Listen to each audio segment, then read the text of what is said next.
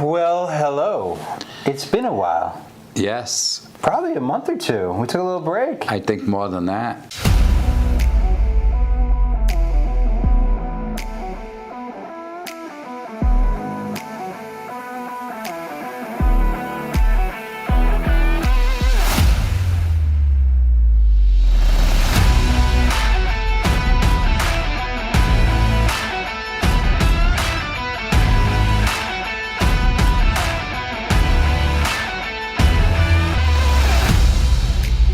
Well, hello. Here we are yet again. Back at it. Been a while since I sat next to you. So, where have we been? Well, we have been doing a lot, working on the nest. We got a lot to update you on. And you know what? Yeah. On camera, I think I needed a little bit of a break from you. It's my back's a little jacked up from carrying you around for the last couple of years on the Dave and Dave. I think my back should be jacked up from carrying all your For stuff. 40 years? For all your stuff, yes. 44 on I think Sunday. we could have stopped at like 33. 33. But you're at 44 on Sunday. 44 on very soon. So we got first. Let's just open it up with a great news. Great news. I love So great news. from here on out, you're going to have to address this pain in the ass as Commissioner the Commish, David Ronald Tina. Commissioner of what? Commissioner of the Real Estate Division, for sure. Thank you. What a great culmination, all joking aside. To accomplish this in 60 years, and that is what I Yes. wanted to do by the time I hit 60. It's by 70 for sure. Yes. But it's your progression, your journey has been great. Like you were local president in Las Vegas Realtors, state president Nevada Realtors, RVP, which is the regional vice president of the NAR. That's a lot. National Association of Realtors. You've done a lot. You've won Realtor of the Year, both locally and state.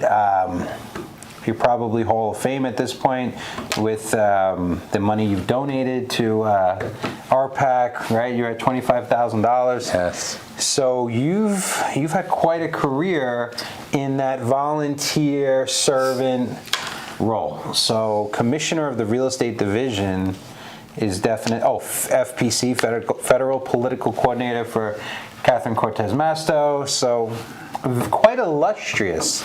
Chair of the last 2 years of legislature. Yeah, now you see that shit that people. That is. No one's gonna even. No one knows that. That was stuff, a fun. That was a fun gig.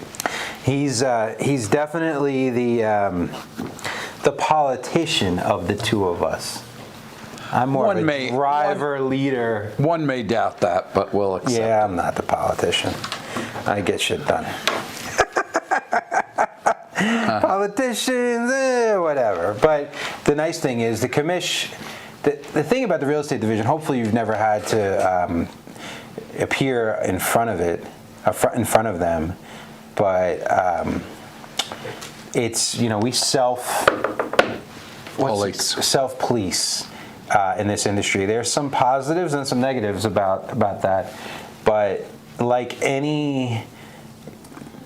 the Supreme Court justices, like any jury, the quality of the entity is based upon the people in the seats. So where I'm excited is you'll definitely, I don't know who's on there now, but regardless of who's there, I know you're going to be able to bring a steady hand, a fairness to it, a great perspective, and a lot of intelligence, especially as a practitioner. Right. Is a great way to even bring this in. Just this year alone, our company of 480 agents, almost 500 agents, I think we closed almost 3,500 transactions, $1.5 billion of real estate. When you're an owner of that kind of company, 36 million in commissions, right? When you do that kind of business, you would have to be really not paying attention to not get a ton of what's going on. Exactly. So you're not just this figurehead stuck in a position. You're a practitioner. You're in the game. And I think that maybe that's one of the reasons the governor appointed me, is because when you write your bio and your background, besides having all the things I did do, it's that our hands are in it, and there's not something that's going to come up that we could say, I don't understand it.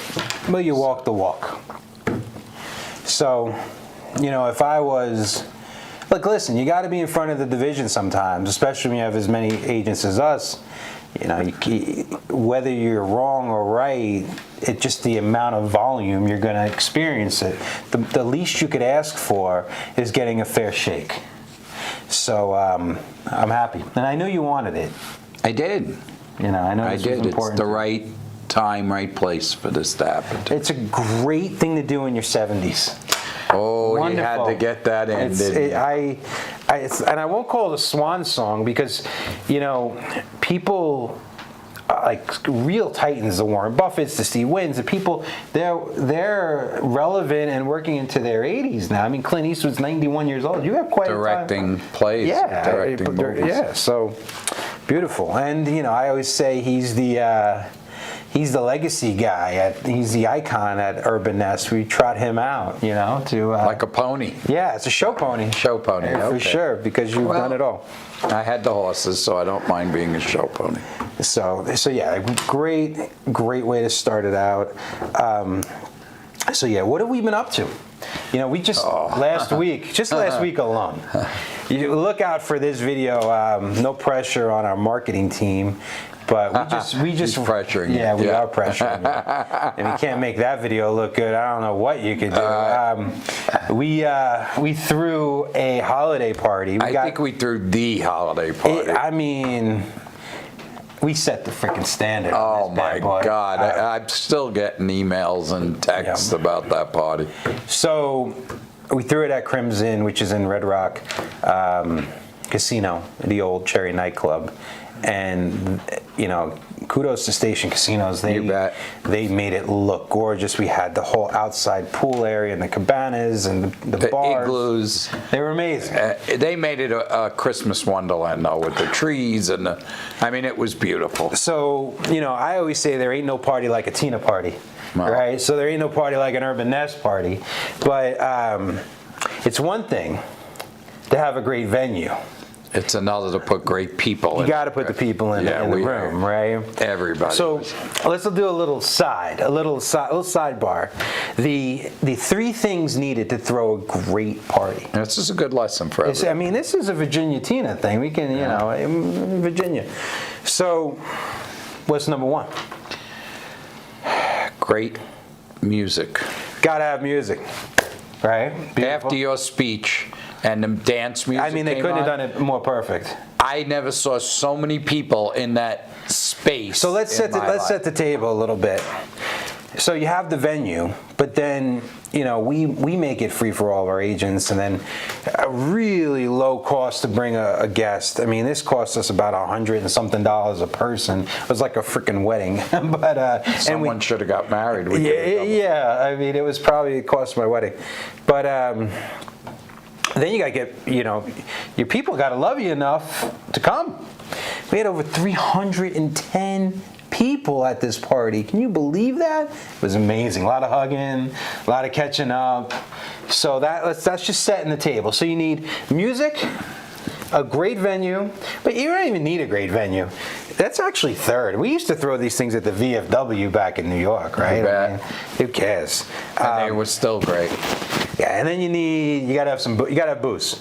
You gotta have the alcohol flying. You have to have the alcohol to loosen people up. Yeah, and we could put, the three things is the venue, the music, the alcohol, and really is the people. And I always say you attract who you are.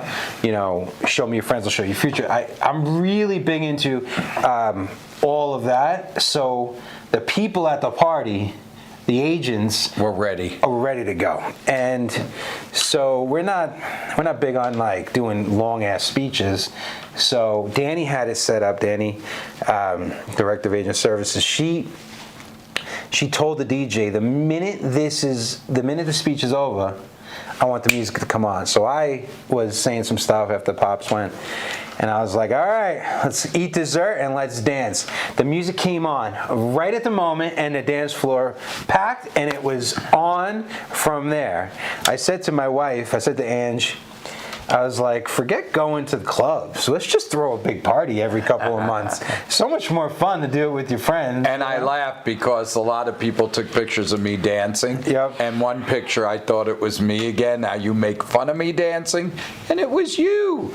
Because I'm heavy right now. So when I'm heavy, when I got a couple extra pounds, we look a lot. Yeah, oh, you look so much like your father. You just saying we both look heavy? Is that the skinnier we get, the less like we look. Not all bald Italians look the same. And yes, I am taking offense.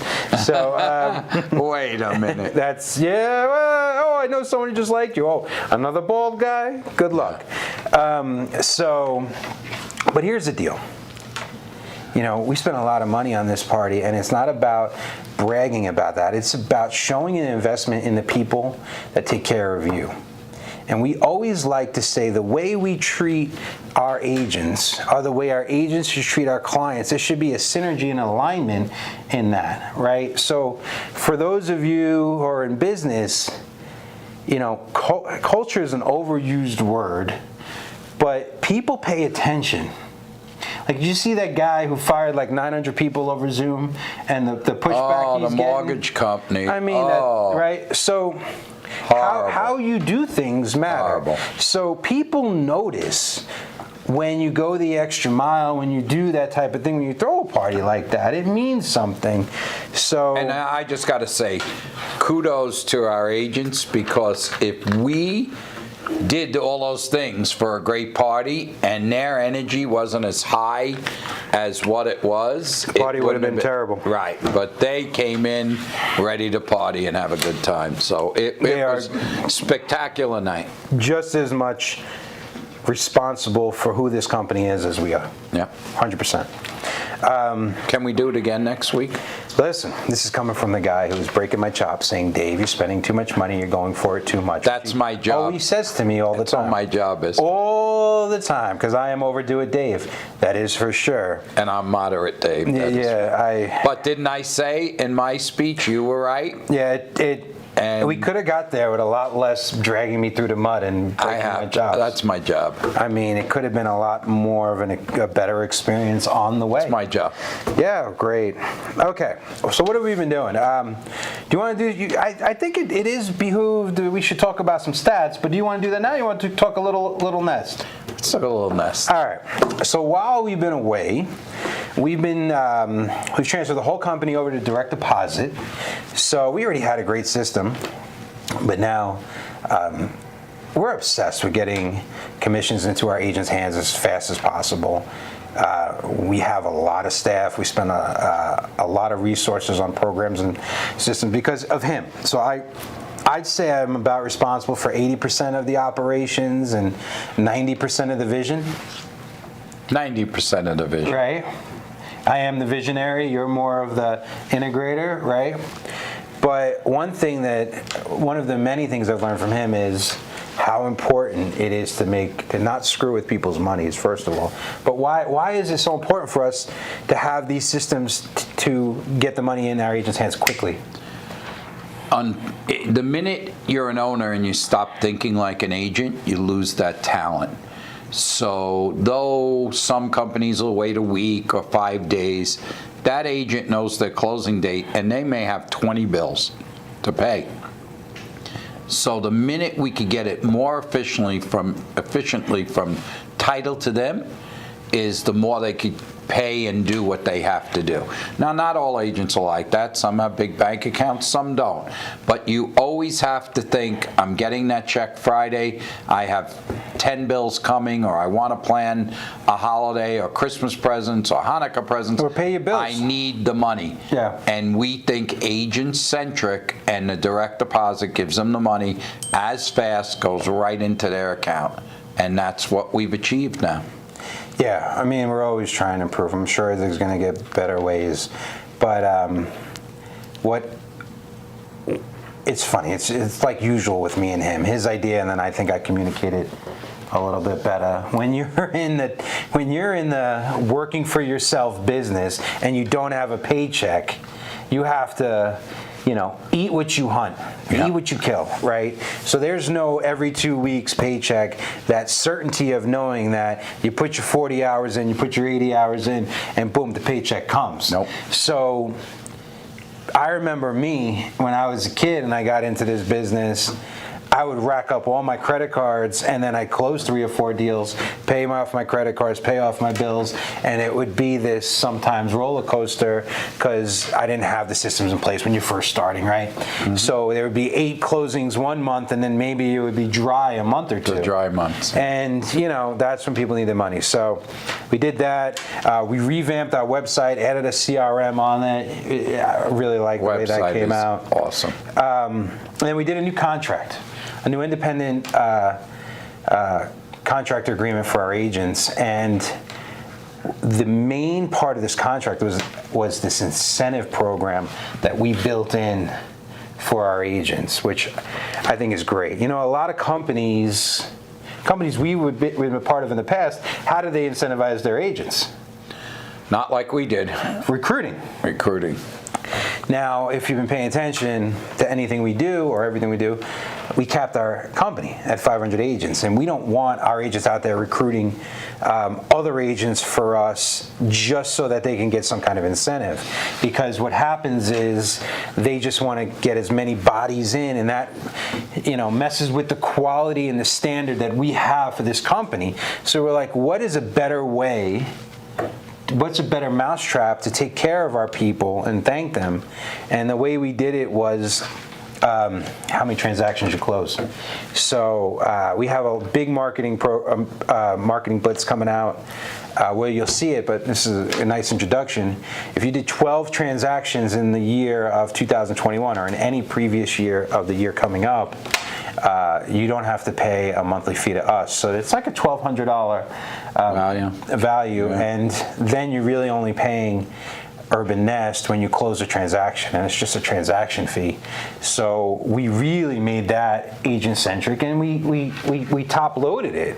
We wanted to say thank you to our agents who are putting in the work, and we created that standard. Does that mean if you do under 12 transactions, you can't be at Urban Nest? No.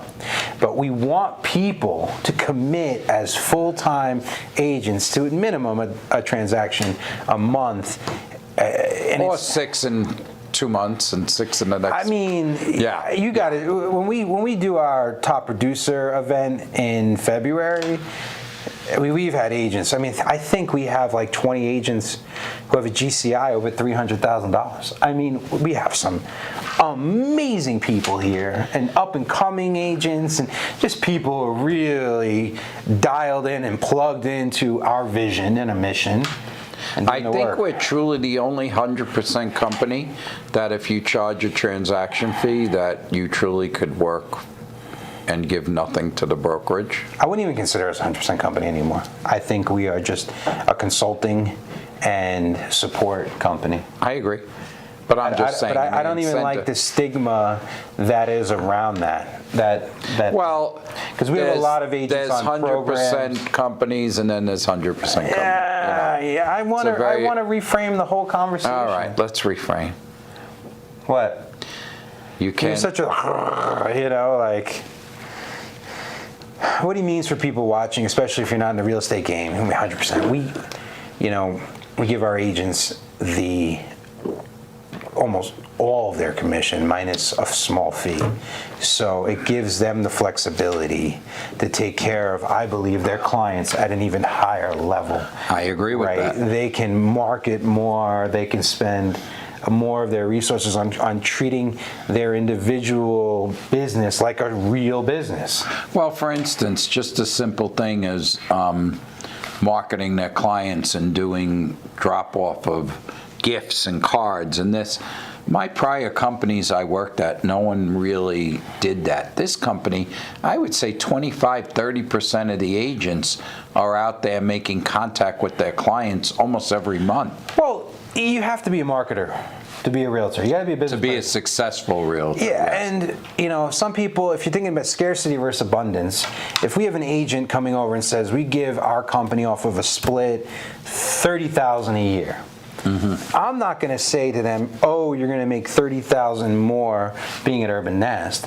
I'm going to say you're going to make $100,000 more, and they're going to say why? Because you're going to be able to take that $30,000 you save and invest it back into your business and get a 3-time multiple on the money back. Because that's what you should be doing, treating yourself like a business, and that's where, where real estate is trending.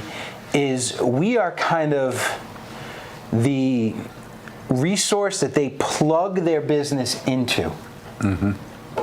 And they can use, rather than using our CRM and our technology is available to everybody. There is not a one-size-fits-all. So when these big conglomerate companies try to give one way of doing it, it's tough because half their people don't even use it. So you're paying for things you don't use, rather than taking it and curating it for yourself. And doing yourself is always the most successful way. And I believe that's why on your other stats of how many people make 6 figures, what's the real estate? 90% of what is the stat? Less than 10% of agents make 6 figures a year. Yeah. Less than 10%. We have over 25%. We may even hit 30% of our agents. You're talking like 120, 130 agents making 100K plus. That's big money, and so here's the deal. I'm not looking for this to be a pitch, but if you're doing 12 deals or more a year, you really need to take a look at us, or at least have a conversation, because at the very least, you're going to walk away from a conversation with Georgia or Jennifer or myself or my father more knowledgeable about what you should be doing. If you're doing it at your own company and you want to stay there, great. Our purpose is to leave you better than we found you, whether or not you're with us or not with us. It's not like we're having a recruiting blitz when we only have like 25 or so openings, Yeah, exactly. So, I don't know why I wrote some notes, and sometimes writing notes is a good thing.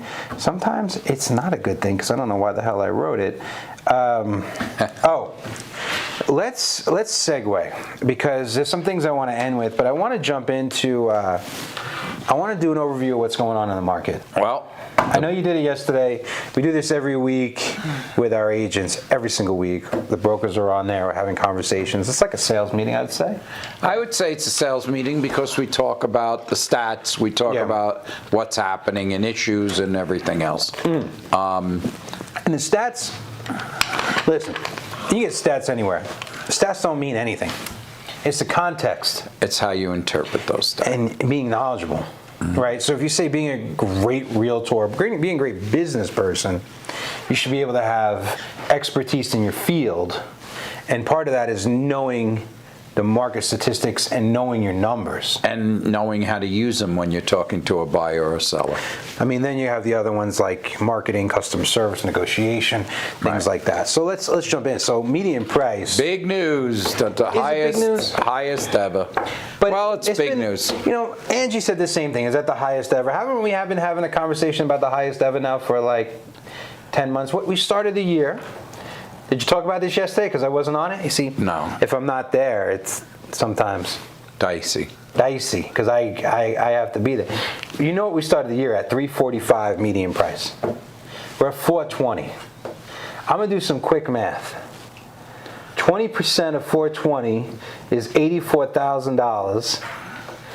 We're right there. 420, right? So you're like $75,000, $75,000. By the end of the year, it's going to be a 20% year over year. Yeah. It says probably the biggest here, ever. Growth from November of 2020, 20.2%. Probably the biggest growth in the city ever. I don't know about that. Maybe. 2006, 2007 was pretty insane. It was insane buying, but the price didn't go crazy. Really? I think you maybe no, because people were flipping. Yeah, but not like this. It was going. There was months it went up 3.5%, 4%. Yeah, it did. Right. So and it was fake. Yes, it was a fugazi. Yeah, exactly, and it collapsed. Gotta pump up. You gotta pump those numbers up. This wasn't. Yeah. You see, this isn't fake. But it's more inflationary than speculative. and Would you give me that? yes, but I There's also more money think, in circulation. I also think it's the medium price, so it's the high and low, and our high has gone so high. Well, the average price is up to $500,000. That's what I'm saying. So I'm actually going to pull up an email that goes over some of the things, and I'm sure you've seen this, but I want to go over it with you because what was Sunday? This one. Hold on. Okay. So there was an article on the predictions for next year. Okay, the 10 housing predictions for 2022. Have you seen this, Pops? I have So mortgage rates will rise a little bit. and prices will drop. I don't believe prices will drop. I think they're going to level out. Level out. No, you see the way he's answering that, it's like I'm playing poker. I don't believe him. Do you think prices will drop? I think they'll level out. I think that the median may go down a little bit and then up a little bit. And I believe at the end of the year, the median will be higher than 420. Here's the thing, inflation alone, and I mean, I don't want to get too much into this. I think you got to be in the game because you have to hedge inflation a little bit because the cost of goods is going up. I mean, whether or not the supply chain is the issue or because there's more money in circulation, there's going to be an inflationary, we're not transitory anymore, which I don't believe we ever were. But and then the other thing is that, you know, people are complaining, wow, it's the highest price, I'm going to buy a house. But it's a lower interest. The rates have gone back down again. And if you take your price of your house versus the higher interest, it's still better to buy now. Listen, I'll jump to number 3. Rents will continue to ascend and rise by 7%. It means that it still makes all the sense to be in the ownership game. Yeah. Because if rents are going up, it means that if you don't own, you're going to have to pay more and more in rent. And if you do own and you have tenants, they're going to pay more and more as well. So it makes sense to be owner all the way through. And the FHA mortgage rate went up to 420. As did the conforming. Yeah, but the FHA one is the one with 3.5% down. You could buy a house for about $435 if you only have the 3, and you could still get a really nice house for $435. And you could really get a really great interest rate. Prediction 2 is new listings will hit decade-long high, yet inventory issues will linger, which means that we're going to have more on the market because we've only had 30-day supplies, which means that we're still going to have. But it's getting more interesting. I want to talk about some of these. It's getting excited. I think is interesting. Home buyers will relocate to more affordable cities, which means that places like Vegas and Scottsdale, Phoenix, and Texas and Florida are going to not have as much influx because the cost to live there is not going to be as great of a deal. Well, depending upon where they're coming from. Depending on where you're coming from and depending on what you want. There's a lot of people moving to Montana. I could live in Bismarck, I was going to pick, and I'm sure I could live cheaper. But it's your quality of life. Do you want the colder weather? Do you want the higher taxes? Some people may not have the option, brother. Well, maybe not. I'd still be here. All right, so I think prediction number 4 is very interesting, and he says home prices in Sunbelt cities like Austin, Atlanta, Phoenix, Vegas. They're going to be options like Columbus, Harrisburg, Pennsylvania, Indianapolis. And you're right, the Midwest is going to be more affordable. The Rocky Mountain areas, right, like Colorado, Utah, Idaho are becoming super expensive as well. Well, Colorado is maybe not as expensive as us. But so there's going to be more migration, which we're seeing. I mean, listen, the pandemic, it accelerated everything. Work from home. Go to school wherever you want. How many people do you know are living in different places? Some of our agents, Tennessee, Texas, friends of ours went from Carlsbad to Park City. Like, there's been a lot of movement. Yeah. So, Not you and me, but a lot of people. Yeah, but I mean, I got a house in Idaho, which A vacation home. still, I thought I was overpaying to make my wife happy and my family happy, and now I'm up like 40 to 50%, maybe more. It's insanity. So, and then this is the sad one, I believe. People will relocate to places that align with their politics. I hate the tribalism of this, but you got to know what's happening. Is that what they're saying? Yeah. I mean, we know of people who the three things I just mentioned, they all moved because of their politics, their beliefs. Okay. Am I wrong? Well, I think people have other reasons. Oh, but Pollyanna. Here we go. now I'm Pollyanna. People don't even know who Pollyanna is. This is showing your age. This is because I got it from you.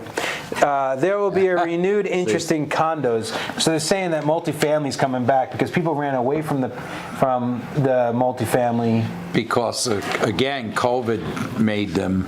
Remember last year when people were saying New York City is dead, and you and I turned around and said, people, it all sounds good. New York City will never die. Never. And right now, they're getting record-breaking sales Never. on their condos. So not only that, people want more space, but they may not have a choice. It may be a better deal to be Well, in a, condos are less expensive. Exactly. Climate risks will increasingly factor into home buyer decisions. Well, great then. Yes, which floods, fires, things like that. you know. Earthquakes, Yeah. hurricanes, tornadoes. So even when I was up in Idaho last summer, there was a lot of smoke from the all fire. the fires, right? Yeah. We felt it a little bit here, California more. You have floods. I mean, listen, regardless of why your personal beliefs of why the climate is changing, I think we could all agree it is changing, right? What the reason is, some people like it's going to happen regardless. Some people say it's man-made. I'm not here to debate that. What I'm saying is it is changing, right? Grass is green now. Usually by December, our grass is turning yellow. So you do have to play it plays a part in the decisions you make, right? And then the 8 was housing policy will become central to political battles about climate change as natural disasters become increasingly frequent. We just talked about that. iBuyers focus on perfecting a niche service instead of market domination.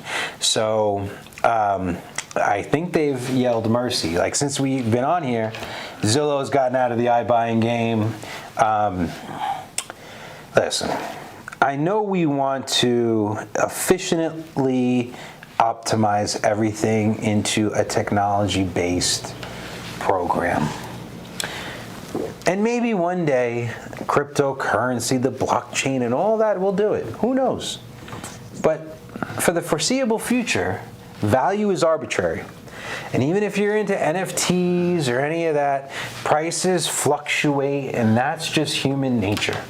It's very hard to predict what the prices are. I think that one of the reasons... When the heart is in the game. Well, when Zillow got into trouble with the iBuying, they were using an algorithm, and we're sitting there as realtors going, wait, my appraisal, right? Because what we do when we come to your house is really, it's called a market analysis, but it's a mini appraisal. Yeah. And we go, man, they're overpaying, right? That was our conversation. They're overpaying. And we'd say to some of the clients, sell it to them because we can't get you that money. And what happened? They were overpaying, took them out of business, because then when we went to sell them, they couldn't get anywhere near what they were paying. So where you're talking about human experience, human touch, they got out of it because their algorithm did not work. Unless you control the entire market. Which is pretty impossible. It's there, because then you're setting the market, which I think if you iBuy enough, you can. I think it's still a niche, and there is a place for it. I just don't think it's going to dominate, so I liked that as well. And then prediction 10, maybe we'll touch upon this. The Department of Justice will more closely scrutinize real estate agent compensation. It's not really the amount, it's how it's done. A lot of people don't understand how compensation works. The listing agent the seller pays the listing agent a fee to market and sell their property. Part of that fee is offered to entice a buyer.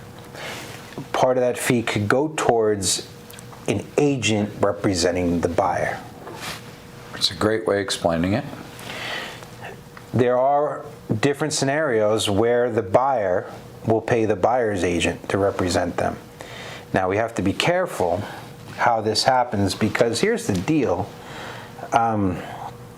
Other countries, this is the way it is. I know for Australia, for one, it's the listing representation. There aren't many buyer's agents. And the thing is that, will buyers pay a buyer's agent out of their own pocket? If you're already coming down with a down payment, do you want to take care of that fee? And while most buyers will probably say no, because maybe they don't have the money, they don't see the value, here's what's at risk. What's at risk is, without buyer representation, you're going to be working only with the listing agent who is already representing the seller. So now you have one person representing both parties on every single thing. That could be problematic, especially giving too much power to just one agent. Yeah. While we do believe in dual agency in unique situations, to have an entire market based on that, the consumer, the buyer, I believe, will not get as much protection and agency. And I believe that's the short-sightedness. So maybe fees end up going down, but the unintended consequence is the consumer is probably going to get suffer. Exactly, and maybe they get less of a better deal, and they're not part of the protective thing. Mm-hmm. So that's life, and we're seeing changes. Our association made a change to the listing agreement that I believe is going to exacerbate this issue even more, without actually saying how much each party gets paid. Mm-hmm. So that's something to keep an eye on for all you agents out there, especially owners. I'm waiting to get my call back. Hopefully, I'll be able to talk on this issue with the association, which I'm sure made the change with the best intentions, but and maybe I'm not privy to all the information, but I believe they have not game theoried this out far enough to see how this can potentially hurt all parties involved. And we're not just looking out for real estate agents. I know we're a little biased there. It's really hurting the consumer as well. If I'm a seller, I want to know where the money's going. How much is my listing agent getting? How much are they marketing? How much are they offering other people? If I'm a consumer, a buyer, I want to be able to get the best representation possible. And if I'm an agent, I want to get paid what I'm worth as a consultant as well. And if this change doesn't take care of the seller, the buyer, and the consultant of real estate services, the agent, then we're missing out. We're not seeing the forest through the trees. I think that's the best way to explain it. It's a great way. It's a great. So those are the 10 things. I thought that was very interesting. It is. It's pretty spot on, too. Right? Yeah. I mean, listen, I love growth. I love change. And I know it's got to get a little messy as you go, right? What? No, any change, listen, we should always question everything that goes on to make sure that the consumer, the agent, and everyone in our business is getting a fair and rightful shake. So no one is saying anything is wrong. We're just saying, will this process hurt the buyer, the buyer's agent, who's ever in it, or the seller? Exactly. And I don't. It's all it is. It's not a. Exactly. It's not a negative. It's a question which should be answered.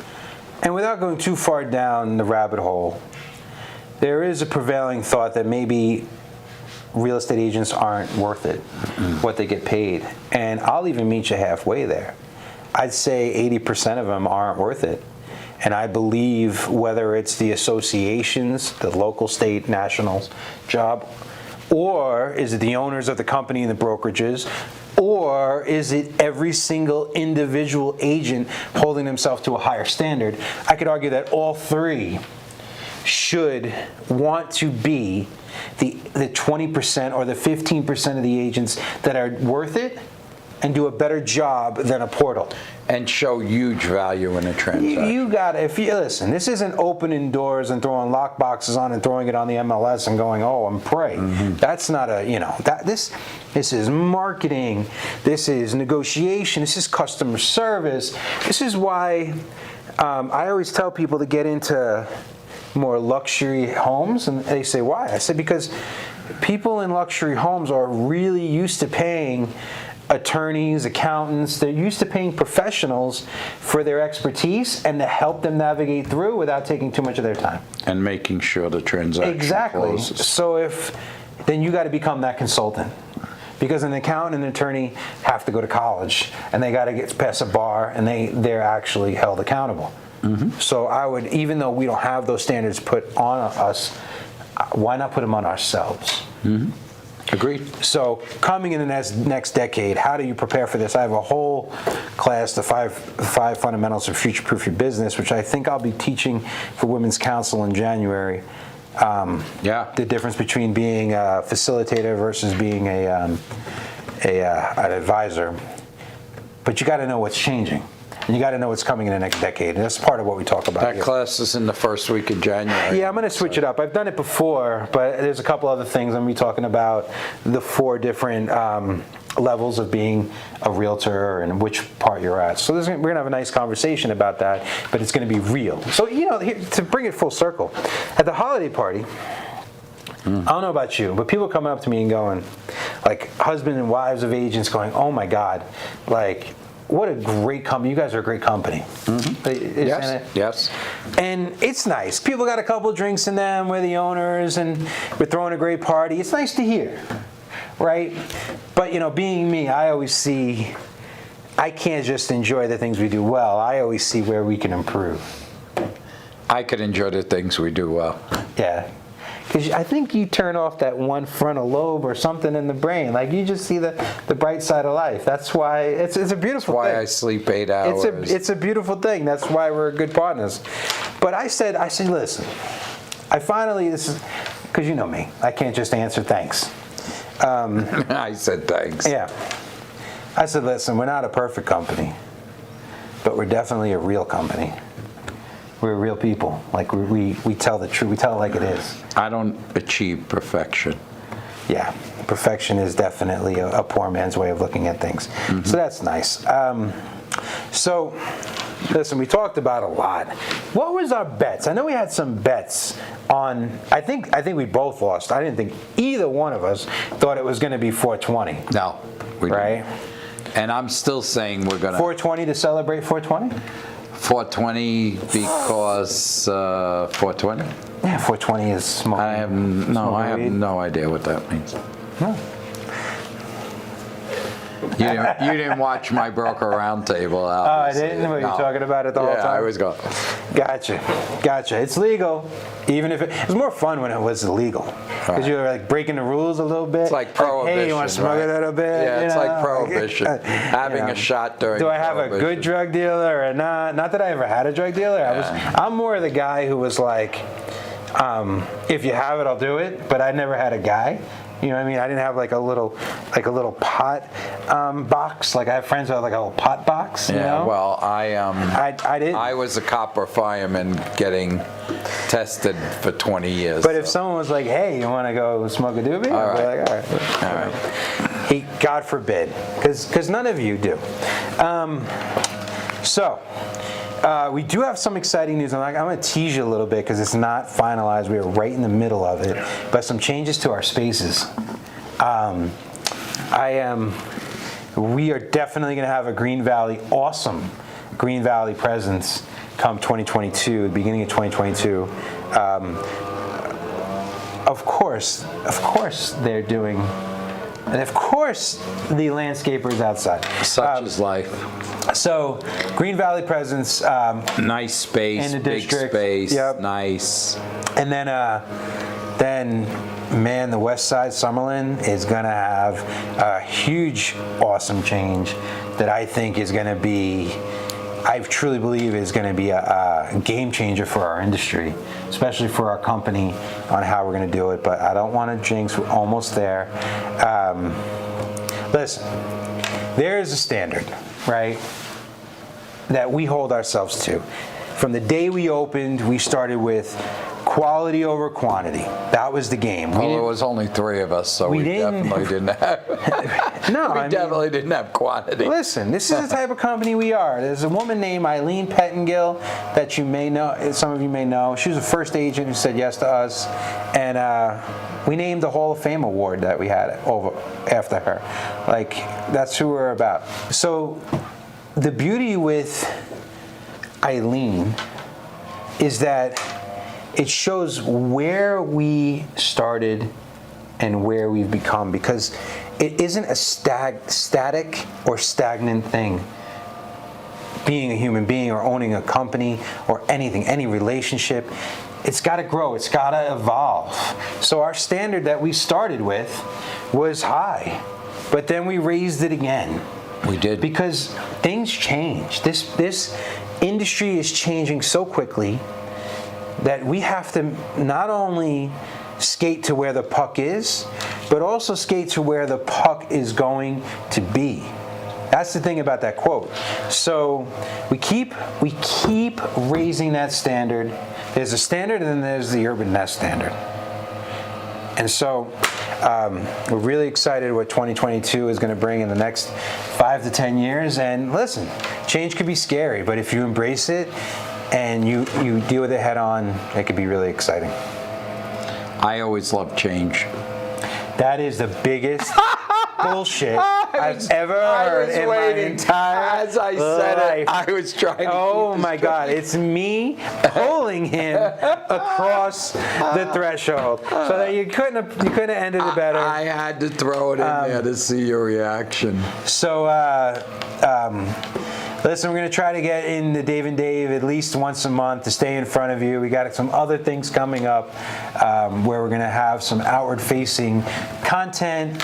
But the majority, my friends, is on our YouTube page and for the Nest, primarily. But we want to stay in front of you. We want to add as much value to all your lives, whether you're in the real estate industry or whether you're not. I know a lot of you sometimes miss this, and that's kind of the most special thing. What's this 40 deals mean? Well, I was talking about the incentives. Oh, what do I get if I do 40? This is what he's doing. He's playing dumb. Like, what do I get if I get 40? I didn't say it that way. Yeah, come on.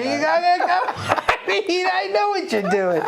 Listen, because I'm just I'm the realest one in this room, right? So 12 deals, you get a free monthly. You're not owing Urban Nest anything. No E&O fee, no technology fee, no monthly fee. 20 deals, you get some more goodies. You get opportunity to get offices, get some really good rates on that. You get some training with me, which I'm a paid coach. So, and then at 40 transactions, that's when free offices come into play. Listen, our goal is definitely financially based, but it's more based on impact. So the more people do, the more we want to put them in a position to succeed and grow as human beings. I mean, we don't do this for free. That's the short-term goal. The long-term goal is making a difference in people's lives. To be able to go back, right? I mean, so I'm not going to bullshit you and say, oh yeah, we do this for free and we're pro bono. No, everyone, get what you're worth, my friends.